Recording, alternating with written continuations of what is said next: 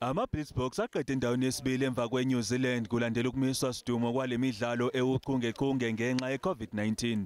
Ngenhlanhla izinto bezisawahambela kahle kwazise anqoba imilenze yaseDurban yaseLos Angeles alala isibili eKapa naseSydney.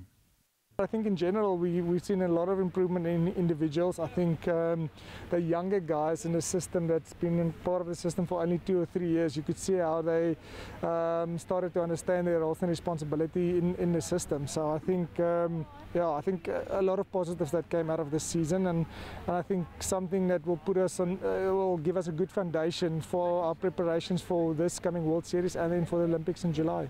Ezinye izinkakha zeqembu khona kuzo South Africa sezithathe umhlala phansi kanti wena Khokho yena usengumdlali wamaSharks. Kepha ke abadlali abasagijinyelwa igazi yibona bakhombisa ukuba bukhali ngokuthwala iqembu.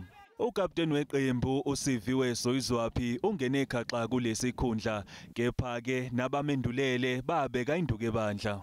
Guys like Philip Snyman and Carl Brown who've been the team captains before myself have actually played a massive role in helping me and showing me the ropes in how I should lead, and just good tips from them. I think they've been instrumental to the team and they've been great leaders themselves.